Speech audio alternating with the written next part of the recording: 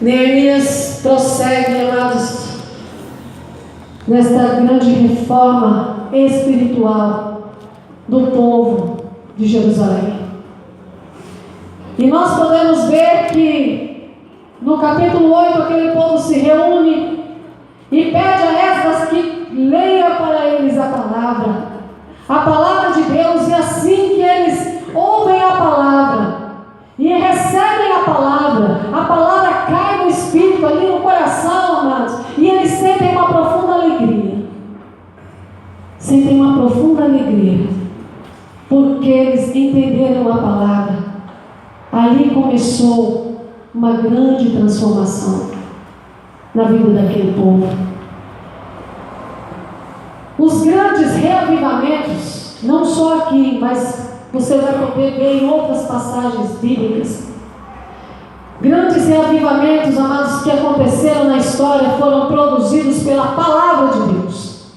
Porque não há avivamento sem palavra de Deus. Não há avivamento por ser a palavra, porque a palavra é a palavra que liberta, é a palavra que transforma, é a palavra que quebranta, é a palavra de Deus que traz a cura na alma, amados.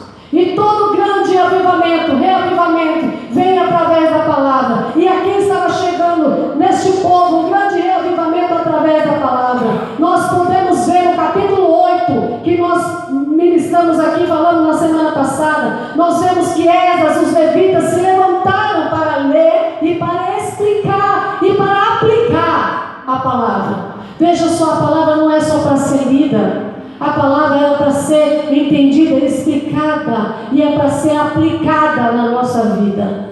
Não basta só ouvirmos, temos que aplicar, temos que praticar, temos que meditar na palavra, em nome de Jesus. E qual foi o resultado? Foi um profundo choro pelo reconhecimento. Volta aí no capítulo 8, que aí vocês vão ver. No capítulo 8, no verso 9, diz: Neemias, que era o governador, e Esdras, sacerdote, o escriba, e os levitas que ensinavam a todo o povo, lhe disseram: este dia é consagrado ao Senhor vosso Deus, pelo que não pranteeis nem choreis, porque todo o povo chorava. Todo o povo chorava, ouvindo as palavras da lei. Todo o povo chorava, ouvindo as palavras da lei. Por que eles choravam, amados? Porque a palavra trouxe grande quebrantamento a eles. Eles olharam, ouvindo a palavra, olharam para dentro deles mesmos e reconheceram os seus próprios pecados. Eles reconheceram ali, ouvindo a palavra de Deus, que eles eram pecadores, que eles tinham falhado, pecado contra Deus. Eles choravam, amados, de arrependimento. Olha que coisa tremenda. Eles choraram porque a palavra do Senhor os revelou ali o pecado, revelou a santidade, o poder de Deus, e eles reconheceram: somos pecadores. Somos pecadores. Choraram, amado, diante da palavra. Quanto tempo faz que você não chora diante da palavra? Quanto tempo faz que a palavra do Senhor não cai no teu espírito e te mostra verdadeiramente quem é Deus? Porque quando nós entendemos quem é Deus, nós olhamos para nós e vemos a nossa pequenez, amados. Vemos a nossa pequenez. Somos tão pequenos, tão falhos. Ah, Deus, o teu amor é tão grande, tão inexplicável. As tuas misericórdias. E eles choravam pelo reconhecimento do seu próprio pecado, amados, e pelo entendimento da palavra de Deus. Por isso eles choraram. E logo depois, o que tomou conta deles foi uma enorme alegria. No verso 12 diz: então todo o povo se foi a comer, a beber, a enviar porções, a regozijar-se grandemente, porque tinham entendido as palavras que lhe foram explicadas. Eles foram tomados de uma grande alegria, porque eles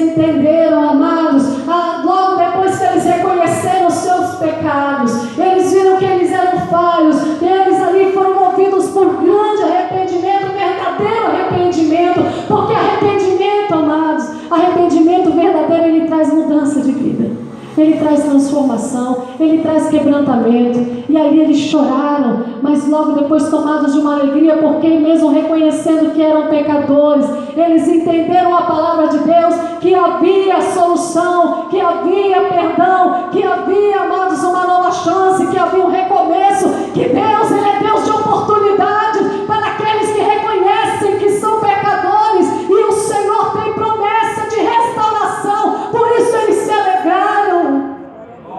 Se alegraram porque o Senhor tinha promessa de restauração.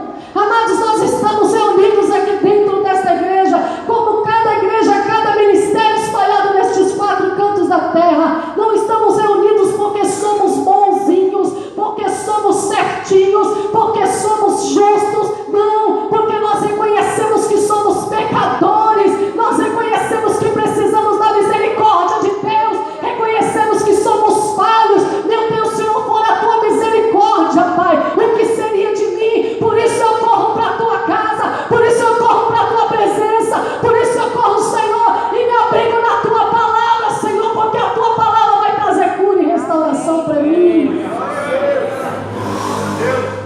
Não é porque somos perfeitos, é o contrário. Nós viemos para a presença do Senhor porque nós reconhecemos a nossa imperfeição. Porque quando nós éramos no mundo, nós não reconhecíamos os nossos pecados. Nós não reconhecíamos que nós precisávamos do perdão de Deus. Nós não reconhecíamos a obra redentora que Ele havia feito na nossa vida. E aí, quando os nossos olhos foram abertos, quando nós reconhecemos, meu Deus, quem sou eu? Aí nós corremos para os pés do Senhor. Mas isso através de quê? Da palavra. Foi a palavra que nos convenceu. É a palavra. O mover do Espírito Santo através da palavra de Deus. O Espírito Santo de Deus age através da palavra. Ele age e Ele convence o homem do pecado, da justiça e do juízo. Mover através da palavra, aquele povo foi tomado de uma grande alegria. E aqui diz no verso 13 do capítulo 8, que no dia seguinte, logo no dia seguinte, a liderança, amados, ouçam isso, a liderança se reúne para meditar mais profundamente na palavra. Esdras, Neemias, os outros líderes, governadores, aquela liderança se reuniu porque sentiu a necessidade, reconheceu a necessidade deles meditarem mais profundamente na palavra, de estarem ali se alimentando mais profundamente, mais intensamente da palavra de Deus. Sabe o que nos ensina isso, amados? Olha, você lá na tua casa, você que é marido, você que é esposa, você que é pai, você que é mãe, você que é autoridade dentro da tua casa, amados, tem que começar por você, tem que começar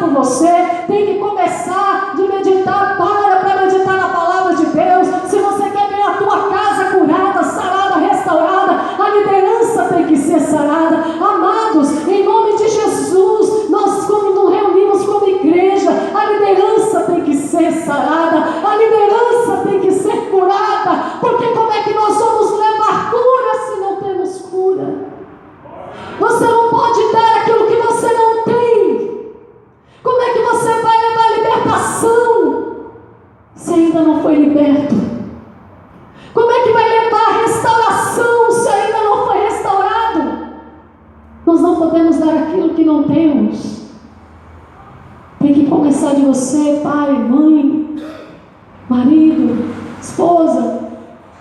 Começa a levar a tua casa no mais profundo da palavra. Para meditar, para ler a palavra, para se alimentar desta palavra.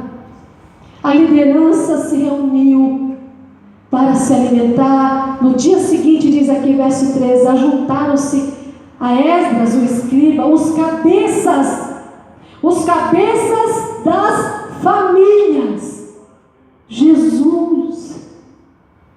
Se ajuntaram a Esdras, se ajuntaram ali a Neemias, aos escribas, os cabeças das famílias de todo o povo, os sacerdotes e levitas, e isto para atentarem na palavra da lei.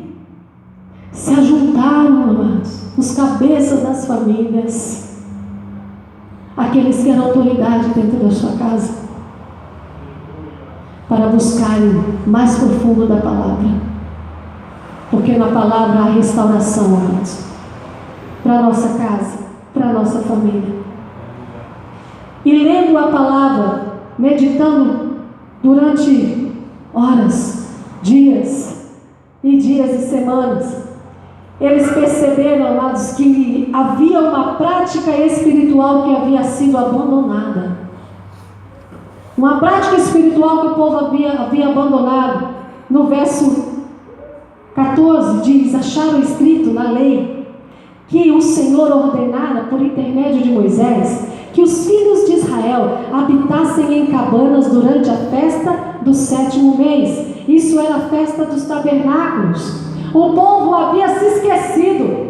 O que é a festa dos tabernáculos? A festa dos tabernáculos, amado, era para trazer à memória do povo quando o Senhor tirou o povo do Egito e eles habitavam em tendas no meio do deserto durante 40 anos. Então, depois que eles já estavam estabelecidos na terra que o Senhor havia prometido a eles, esta ordenança de Deus para que todo ano eles comemorassem a festa dos tabernáculos. Então eles saíam ao deserto, armavam tendas e celebravam ao Senhor pela libertação do povo do Egito. Eles celebravam a Deus pela liberdade, celebravam a Deus porque toda escravidão havia sido quebrada, todo domínio de Faraó havia sido quebrado de sobre eles. Celebravam, e isto havia se perdido. Mas ao lerem as Sagradas Escrituras, eles encontraram ali a ordenança de Deus, e eles voltaram a fazer a festa dos tabernáculos, e foi uma grande alegria, irmãos. Eles resolveram colocar a vida deles em ordem. Diz aqui no verso 15, que publicassem e fizessem passar pregão por todas as cidades e em Jerusalém, dizendo: saia ao monte e trazei ramos de oliveiras, ramos de palmeiras e ramos de árvores frondosas para fazer cabanas, como está escrito. Saiu, pois, o povo, trouxeram os ramos e fizeram para si cabanas, cada um no seu terraço e nos seus pátios e nos átrios da casa de Deus, e na praça da porta das águas e na praça da porta de Efraim. Toda a congregação dos que tinham voltado do cativeiro fizeram cabanas e nelas habitaram, porque nunca fizeram assim os filhos de Israel, desde os dias de Josué, filho de Nun, até aquele dia, e houve muito grande alegria. Eles resolveram, amados, colocar a vida deles em ordem, colocar tudo de acordo com os princípios da palavra de Deus. Vamos voltar a obedecer a palavra, vamos voltar a viver a palavra, vamos voltar a cumprir os propósitos, os mandamentos de Deus. Vamos voltar a celebrar, vamos voltar a fazer as festas que o Senhor nos ensinou a fazer. Amados, eles falaram: vamos colocar a nossa vida em ordem, vamos colocar a nossa vida de acordo com os propósitos de Deus. O Senhor hoje nos fala nesta noite: é tempo de você colocar a tua vida em ordem, segundo os propósitos de Deus, porque isso vai trazer de volta a alegria que foi perdida na tua casa, em nome de Jesus. Quanto tempo faz que se perdeu a alegria de se reunir em família? Quanto tempo faz que você não celebra na tua casa, na tua família, a libertação que o Senhor te deu? Libertação de quê, pastor? Libertação do pecado, libertação, amado, de todo o teu passado, libertação, restauração. Quanto tempo faz que não celebra? Quanto tempo faz que você não se assenta na mesa com a tua família para orar? Quanto tempo faz? Olha, práticas espirituais que têm se perdido, práticas espirituais que têm estado esquecidas, práticas espirituais que foram derrubadas.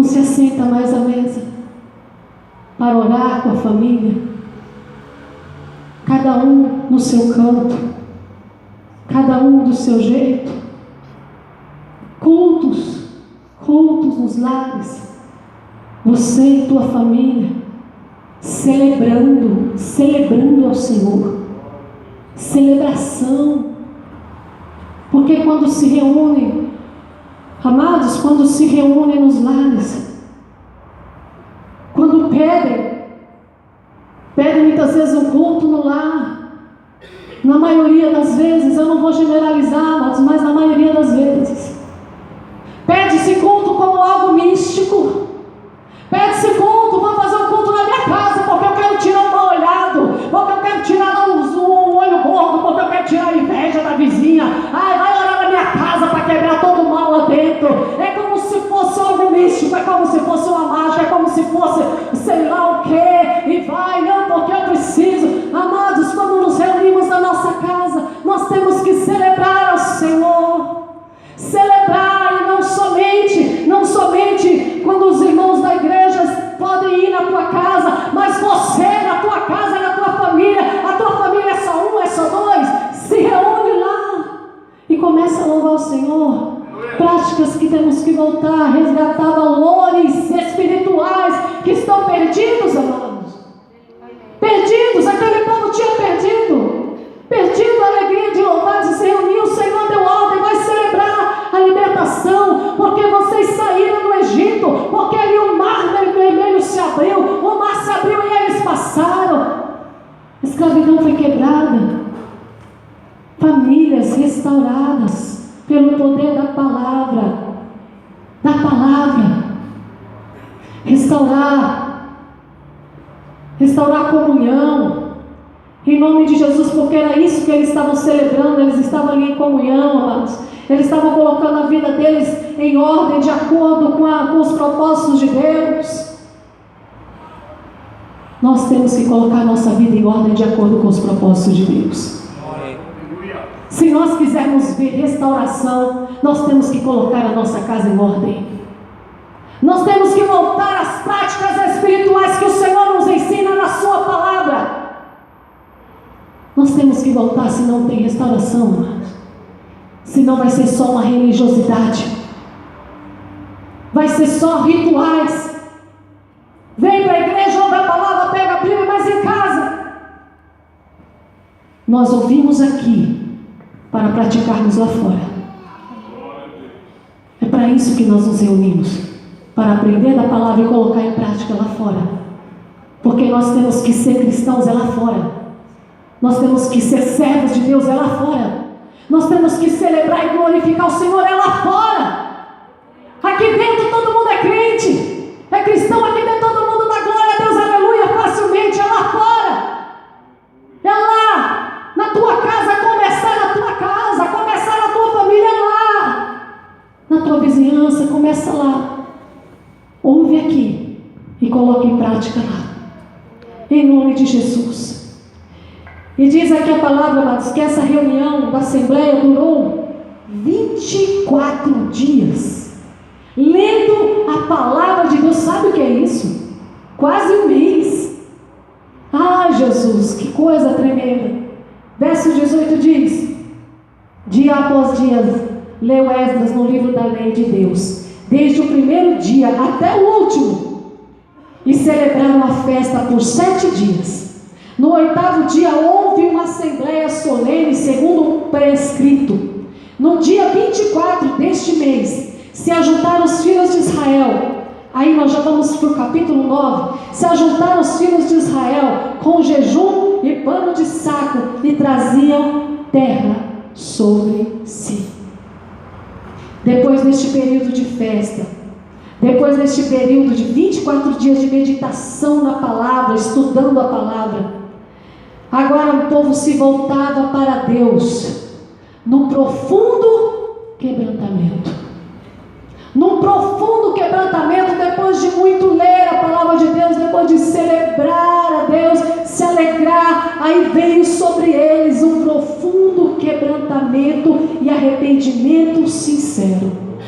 E aí nós entramos no capítulo capítulo 9, porque o capítulo 9 fala de quebrantamento e fala de exaltação de Deus. Houve um grande quebrantamento e exaltação de Deus. O quebrantamento, para acontecer, como nós vemos aqui, ele passa primeiro pela contrição diante de Deus. Capítulo 9, verso 1. No dia 24 deste mês, se ajuntaram os filhos de Israel com jejum e pano de saco. Com jejum e pano de saco. E traziam terra sobre si. Amados, isso significava arrependimento sincero, profundo arrependimento. Quando eles se vestiam de pano de saco e colocavam terra sobre a cabeça, cinza sobre a cabeça, era um profundo arrependimento, quebrantamento. Se reuniam em jejum e panos de saco e quebrantamento, humilhação diante do Senhor. E eu te pergunto, você não precisa responder para mim, porque o Senhor já sabe da tua resposta. Você só precisa responder para você mesmo. Você só precisa olhar para dentro de você mesmo, porque, amados, quando nós lemos um texto desse, quando nós lemos uma coisa dessa, aí o Senhor pergunta para nós: qual foi a última vez? Qual foi a última vez que você jejuou e se humilhou diante de Deus para vencer o pecado? Esse povo jejuou, se humilhou, se quebrantou pelo pecado deles. Qual foi a última vez? Porque quando pensamos em jejum, já pensamos: vou jejuar para alcançar tal coisa, vou jejuar para alcançar isso, para conquistar aquilo, vou jejuar. Qual foi a última vez que você jejuou pelo teu pecado? Se humilhou na presença de Deus em jejum, em oração, em arrependimento sincero? Em arrependimento sincero, sentindo pesar pelo pecado, para vencer o pecado. Qual foi a última vez? Qual foi a última vez que você jejuou pela igreja? Pela igreja em favor do povo de Deus? Qual foi a última vez que você se humilhou diante de Deus, chorou pelo pecado da igreja? Qual foi a última vez que você derramou uma lágrima pelo pecado da igreja, quando você ouviu um escândalo? Quando você ouviu a queda, um irmão ali, um pastor acolá, outro lá, escândalo na igreja? Qual foi a última vez que você chorou pelo pecado da igreja? Chorou pelo teu pecado e não pelos teus problemas. Nós choramos muito facilmente pelos nossos problemas. Qual foi a última vez que nos humilhamos diante do Senhor? Choramos pelo nosso pecado. Choramos pela nossa frieza, pela nossa fraqueza. Qual foi a última vez? Abre a tua Bíblia em 2 Crônicas 7,14. Vocês até já sabem de cor.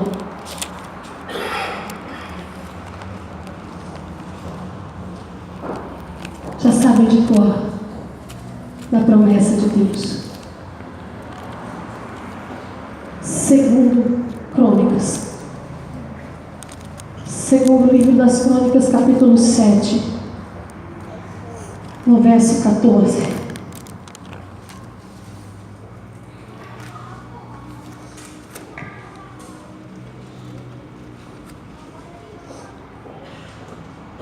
Eu gostaria que toda a igreja lesse junto em voz alta. Talvez as versões estejam diferentes. Eu vou ler aqui, que vocês repitam em voz alta, amados, para que isso entre no Espírito, entre no teu Espírito, entre aí na tua alma, no teu coração, penetre no mais profundo. Que o Senhor diz: se o meu povo,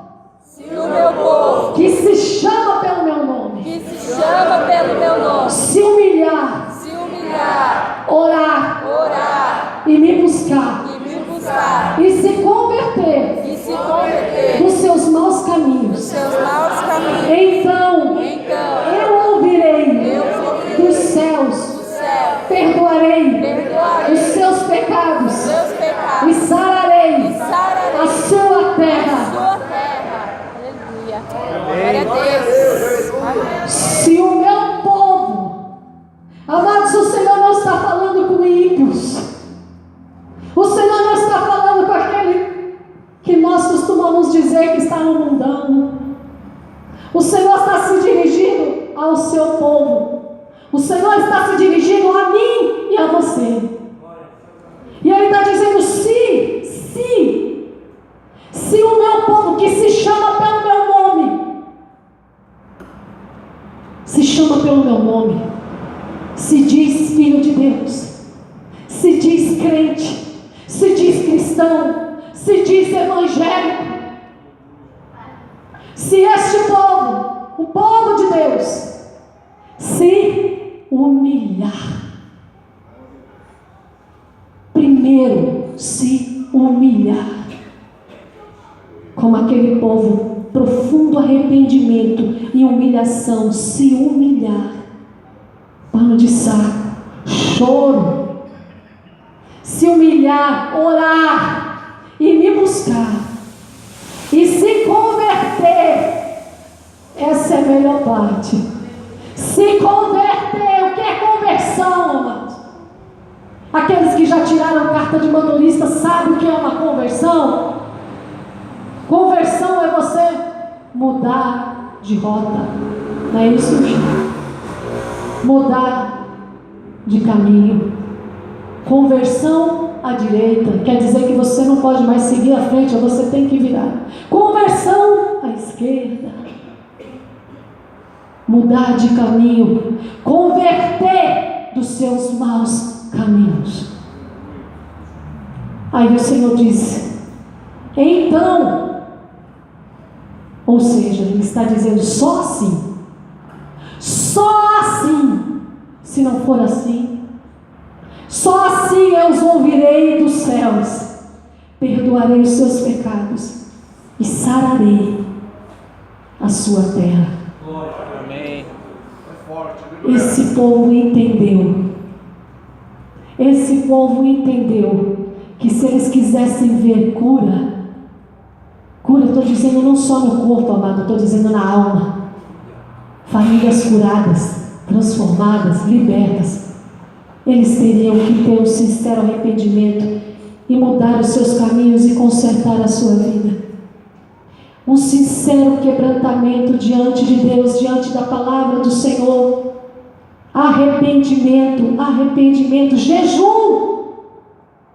jejum para disciplinar a carne, para matar a carne pelos pecados, se arrepender dos pecados. Segundo lugar, o quebrantamento, ele passa por uma separação de tudo aquilo que Deus condena na sua palavra. Leia aí o verso 2 de Neemias 9. Neemias 9, 2.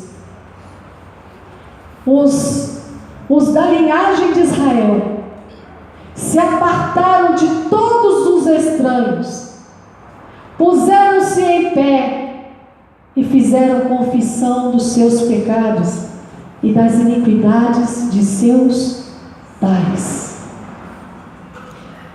O que Deus está querendo dizer aqui, irmãos, é que todos aqueles que não professam a mesma fé em Deus, que os da linhagem de Israel, eles se separaram de todos aqueles que não professavam a mesma fé em Deus, de todos aqueles que não tinham o mesmo compromisso com Deus, de todos aqueles que não entendiam e não reconheciam a grandeza de Deus, de todos aqueles que escarneciam de Deus. Eles estão se afastando, que diz aqui, os da linhagem de Israel se apartaram de todos os estranhos e puseram-se em pé, fizeram confissão dos seus pecados e das iniquidades de seus pais. Se afastaram de tudo o que contaminava, se afastaram de todas aquelas más influências, de tudo que trazia contaminação. O que nós estamos fazendo, amados? O que nós estamos fazendo? Se cada vez mais a igreja tem trazido o mundo para dentro dela. Se cada dia mais, ao invés da igreja contagiar o mundo com a presença de Deus, com o poder de Deus, tem se misturado com aqueles que não têm compromisso com Deus. Tem sofrido influências do mundo, trazido tudo aquilo que é abominação diante de Deus, tudo aquilo que vai contra a palavra de Deus. E a igreja do Senhor tem praticado. E aqui está dizendo que esta grande reforma espiritual, o povo se apartou de todos os estranhos, de todos os estranhos. O Senhor não está dizendo na sua palavra que nós vamos criar inimizades com aqueles que não professam a mesma fé que nós, mas que nós não podemos nos deixar influenciar por eles, nos contaminar com eles. Daniel, diz a palavra do Senhor, que ele levado cativo ali na Babilônia. Amados, até o nome de Daniel foi trocado para Beltesazar. Foi trocado para o nome de um ídolo da Babilônia. Trocaram as vestes de Daniel, mas ele não se deixou contaminar. Ele não se deixou, amados, ele permaneceu fiel a Deus, permaneceu fiel nas suas orações, no seu compromisso com Deus, mesmo vivendo dentro do palácio, mesmo ali, amados, sendo servido pelo banquete do rei. Ele disse: eu não vou comer deste banquete, eu não vou me contaminar de maneira nenhuma, porque o Daniel sabia quem ele era, de que linhagem ele era povo de Deus, povo de Deus. Ele não ia se contaminar, nem ele, nem Sadraque, nem Mesaque, nem Abednego, diante da estátua ali de Nabucodonosor, aquela fornalha acesa, aqueles 3 homens, Misael, Ananias e Azarias, que são mais conhecidos por Sadraque, Mesaque e Abednego, mas estes nomes eram babilônicos. Colocaram estes nomes para que eles pudessem se parecer mais com aquele povo da Babilônia. Mas nem isso, amados. Eles permaneceram fiel, e na hora que se mandaram se prostrar diante daquela estátua, eles disseram: fica sabendo tu, ó rei, que se o nosso Deus quiser nos livrar, Ele nos livrará. Ele pode nos livrar, mas se Ele não quiser, fica tu sabendo, nós não vamos nos prostrar. Nós vamos entrar na fornalha, mas nós não nos prostramos, nós não vamos nos contaminar, nós não vamos ter aliança. É isso que o Senhor está dizendo aqui na sua palavra. Com quem você tem feito aliança? Com quem você tem andado aliançado? Em nome de Jesus, amados, é hora de nós nos afastarmos de tudo aquilo que contamina, de tudo aquilo que a palavra de Deus condena, as práticas que já não são para nós. A palavra do Senhor diz, o apóstolo Paulo, ele alerta, diz que todas as coisas nos é lícita, mas nem tudo nos convém. Essa conversa de que crente não pode fazer isso, crente não pode fazer aquilo, crente não pode. Não, eu sou crente, eu não posso beber. Você pode, só não deve. Não convém. Para quê? O que isso vai edificar a tua vida? Você só vai se tornar mais parecido com o mundo. Eu não preciso desses artifícios. Eu não preciso de um copo de bebida para ficar mais alegre, porque a alegria do Senhor que é a minha força. Eu me alegro na presença de Deus. Eu me alegro na presença de Deus. Ah, mas sou crente, a minha religião não permite. Só não convém. Eu não preciso. Eu não preciso ter as mesmas práticas do mundo. Eu até posso. Você está com as mãos amarradas? Você está com os pés amarrados? O Senhor, mandou lá um anjo para te segurar na hora para você não pecar? Segura ela, não vai, eu não vai. O Senhor não te obriga a nada. Ele só mostra na sua palavra aquilo que não é conveniente, para que você não venha se contaminar com este mundo, para que venha se afastar de tudo que é estranho ao reino de Deus. Não no sentido de você desprezar, humilhar. Não, amados. Aqueles que não têm compromisso com a palavra de Deus, eles precisam ouvir a palavra de Deus. Eles precisam ser contagiados com o amor de Deus. Mas você não precisa concordar com o pecado deles.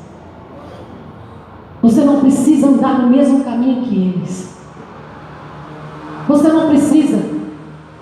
Não precisa. Não precisamos, amados. Tudo nos é lícito, mas nem tudo nos convém. Não precisamos dos mesmos conceitos do mundo, não.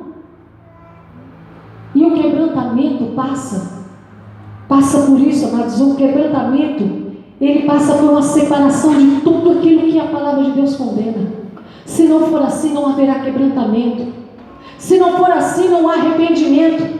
Porque se eu sair, o Senhor me tirou lá do mundo, me tirou lá do Egito. E se eu verdadeiramente me arrependo dos meus pecados, eu não vou voltar às velhas práticas. Eu não vou sentir saudade daquilo que eu praticava quando eu não conhecia a Deus. Porque se eu sentir saudade, eu não saí do mundo. Ou melhor, eu saí do mundo, mas o mundo não saiu de mim. Continua lá dentro. Continuam tendo desejo, como o povo que saiu do Egito, mas o Egito continuava dentro deles. Eles tinham desejo pelas coisas do Egito. Quebrantamento, arrependimento sincero é mudança de vida. É mudança de vida. Aquilo que eu praticava antes já não serve mais para mim. Eu sou nova criatura. As coisas velhas se passaram, eis que tudo se fez novo.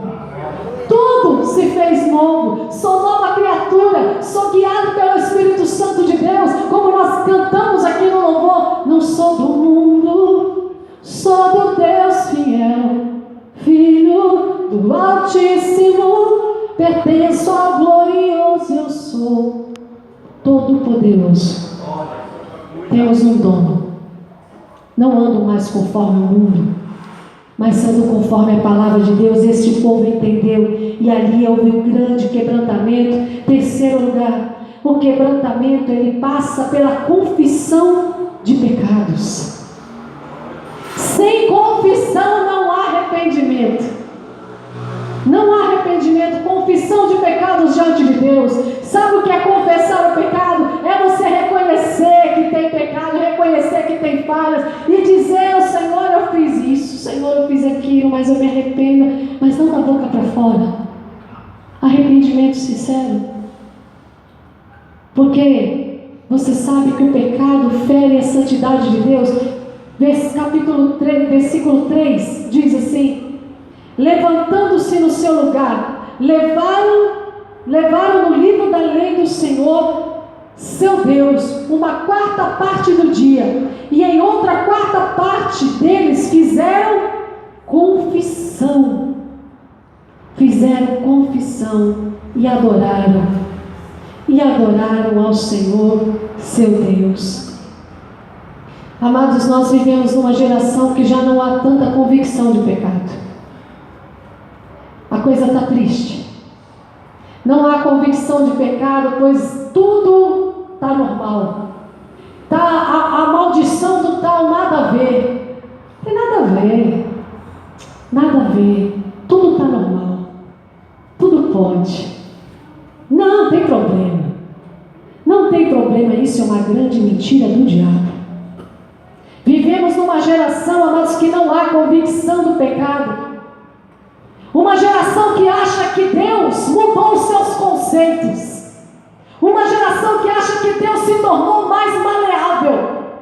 Deus continua sendo o mesmo ontem, hoje e eternamente. Aquilo que era pecado lá no Gênesis continua sendo pecado nos dias de hoje. Aquilo que era pecado no tempo de Abraão, de Isaac e de Jacó continua sendo pecado no dia de hoje. Aquilo que era pecado lá na vida dos discípulos daquele povo, que era ali no sendo pecado no dia de hoje. Não, pastor, mas os tempos mudaram, está tudo moderno. Está tudo moderno, mas a Bíblia continua a mesma, viu, irmão? A palavra não mudou. Não existe mudança da palavra, adaptação da palavra. Nós é que temos que nos adaptar à palavra, não a palavra se adaptar a nós. Ah, pastor, mas está moderno, as gerações mudaram, as gerações mudam, mas Deus é imutável, Ele continua o mesmo, nele não há variação, nem dúvida, nele não há mudança. Ele é o mesmo Deus, o mesmo Deus de amor e Deus de justiça. E aí não há convicção de pecado. Perdeu-se a consciência, amado, do que é pecado. As pessoas só se lembram do pecado com medo das consequências.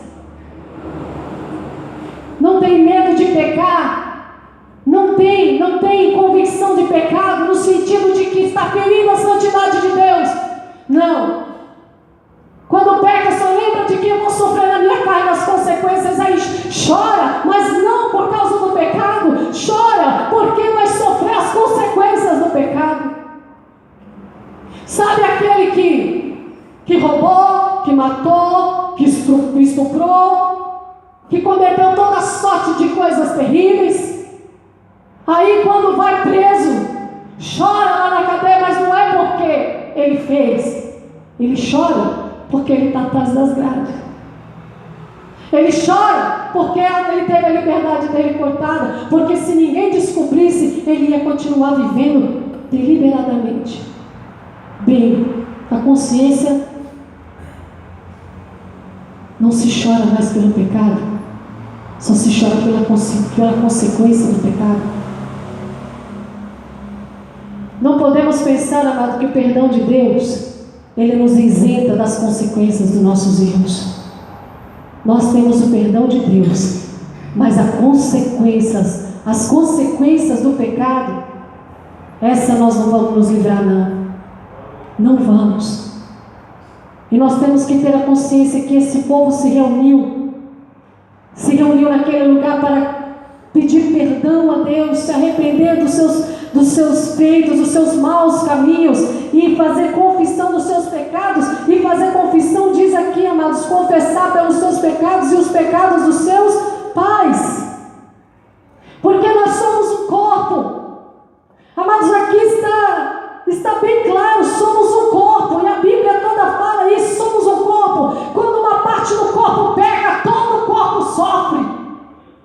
Todo o corpo sofre. Quando um está em pecado, todo o corpo sofre. E é por isso que o Senhor nos leva a entender que precisamos jejuar pelo pecado do povo. Jejuar, amados, quanto tempo faz que você não jejua pelo pecado da igreja, que você pede perdão a Deus, se humilha para que o Senhor liberte, para que o Senhor transforme, meu Deus, a igreja, meu Deus, fulano de tal, ciclano, jejua, amados, pelo pecado. Porque se um peca, todos sofrem. E isso é palavra de Deus. Você quer um exemplo? Acã, ali no deserto, Josué estava comandando aquele povo depois da morte de Moisés. Moisés morreu e eles ali continuavam caminhando para a terra prometida, travando luta atrás de batalha. E estavam ali. E eles estavam tendo vitória porque a mão de Deus era com eles. Mas teve certo lugar que o Senhor disse: vocês vão entrar ali. Vocês vão entrar naquela terra, mas vocês não vão levar nada dali. Vocês vão matar tudo, até os animais, vão exterminar tudo, porque aquilo tudo é contaminado a ídolos. É tudo consagrado, não leva nada, não tira nada, sai dali. Acaba com tudo, extermina e sai. Acã se deparou com uma capa. E aquela capa encheu os olhos de Acã, zoiudo. Deveria ser algo muito caro, muito precioso, e ele escondeu. Ele roubou. E voltaram para o acampamento. Logo depois, tiveram uma batalha numa cidadezinha de Ai. E aí eles disseram: isso aí vai ser moleza. Isso aí vai ser, olha, vamos lutar de olhos fechados. Nem precisa levar todo o exército. cidadezinha muito pequenininha, o exército deles era muito fraquinho. Até mesmo o exército de Ai estava temendo enfrentar o povo. Amados, eles foram ali com alguns poucos homens e foram derrotados. Foi uma vergonha. Foram derrotados. E aí Josué voltou para o acampamento e foi orar ao Senhor, dizendo: Deus, o que aconteceu? Senhor, porque a boa mão de Deus sempre era com eles. Por quê? Por que isso, Senhor? O que aconteceu? Que nós fomos derrotados, fomos envergonhados. E o Senhor disse a Josué: a coisa contaminada no vosso meio, por causa de um homem, por causa de um pecado de um, amados. O pecado de um, todos pagaram, todos sofreram a consequência, porque era o corpo. E aí o Senhor disse: há pecado, há coisa escondida no meio de vós. E ali Josué orando ao Senhor, e o Senhor ali mostrou o pecado estava na vida de Acã, aquele roubo, aquela capa. E aí Acã, amados, foi levado para ser apedrejado até a morte. Ele e sua família foram exterminados para que a contaminação saísse do meio do povo, para que o povo não fosse contaminado. E eles voltaram a lutar, voltaram a peleja e prevaleceram e ganharam, porque o pecado foi tirado. Quando um peca, o corpo sofre. O corpo sofre. Temos que orar, jejuar e pedir perdão e fazer confissão, mas confessar. Não achar que tudo é normal. Tudo é normal. Está tudo certo. Não existe mudança, não existe diferença. A palavra, olha, eu até creio que a linguagem para a criança, você vai falar da palavra de Deus para a criança, você vai usar uma linguagem apropriada, para que a criança entenda a palavra de Deus. Você vai contar histórias bíblicas, você vai ilustrar, para que elas possam entrar na história e entender melhor. Mas, amados, eu não vejo aqui diferença na vida de Davi, na vida de Estevão, na vida de tantos homens aqui, tantos jovens. Eu não vejo diferença. A palavra de Deus, eu não vejo Deus pegando leve com nenhum daqueles jovens, como Davi, como Daniel, como Estevão, como Marcos, todos aqueles jovens. Eu não vejo Deus pegando leve e dizendo: não, olha, temos que mudar o método. Aí os discípulos iam falar: vamos mudar o método de falar com eles, vamos adaptar para a idade deles. Amado, o evangelho é evangelho, não tem que se adaptar à idade, é cada idade que tem que se adaptar ao evangelho. Não existe um evangelho para jovem, existe o evangelho de Deus, a palavra de Deus viva e eficaz. Não existe isso. Mas hoje não há mais convicção de pecado.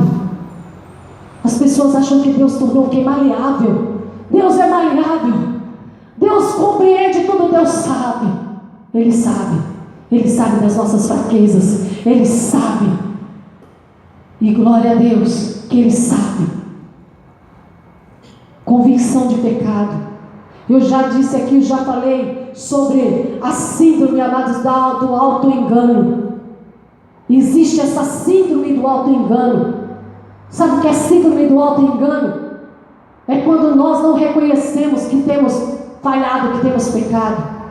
Não reconhecemos, não olhamos para o nosso erro, mas não diagnosticamos. Não diagnosticamos. É aquele que fala: não, mas eu sou impaciente. Não, essas são as pessoas que me tiram do sério.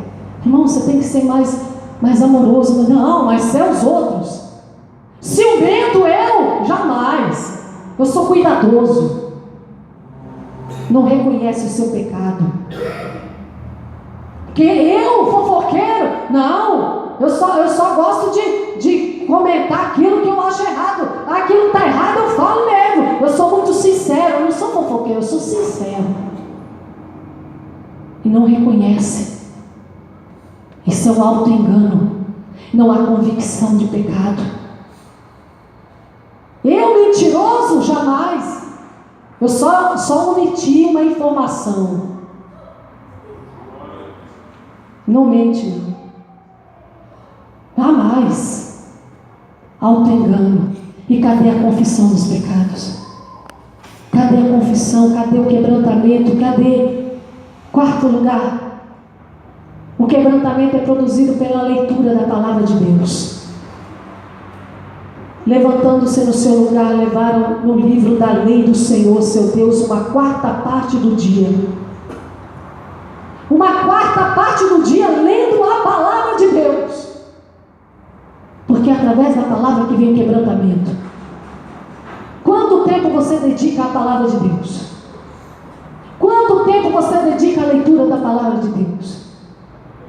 Amados, se nós formos cronometrar isso, nós vamos ficar envergonhados diante de Deus. Nós vamos nos envergonhar. Nós vamos perceber que nós gastamos mais tempo no WhatsApp, no Facebook do que lendo a Bíblia. Nós vamos perceber que nós gastamos mais tempo sentado na frente de uma televisão do que sentado meditando a palavra. Nós vamos perceber que nós temos mais paciência em ficar horas sentado numa cadeira de um cinema do que ficar sentado no banco da igreja ouvindo a palavra de Deus sendo ministrado. Nós vamos sentir vergonha e queira Deus que nós sintamos vergonha, porque o dia que nós sentimos vergonha, nós vamos ser curados. O dia que nós reconhecemos, nós vamos ser curados. O dia que nós confessarmos, Senhor, eu preciso, Deus, ser liberto, ser transformado. Hoje em dia, amados, procura substituto da palavra de Deus. Infelizmente, eu não estou dizendo no mundo, estou dizendo dentro da casa do Senhor. Estão procurando substitutivos da palavra. O que é isso? Substitutivos eu explico. Ocupam mais tempo dos cultos com testemunhos. Não que testemunho não edifique, edifica.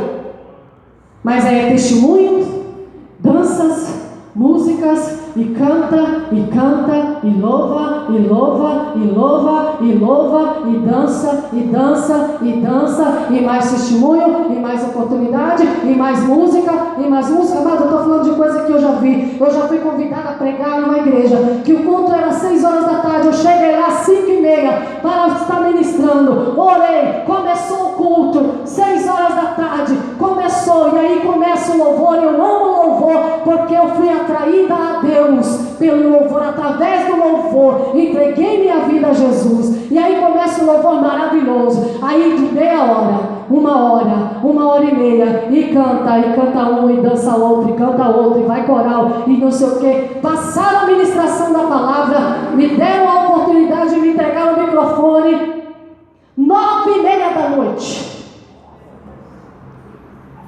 e me disseram: pastora, tem que terminar antes das 10. Isso é a importância que dá a palavra de Deus. Essa é a importância que estão dando a palavra de Deus. Se reúnem para cantar,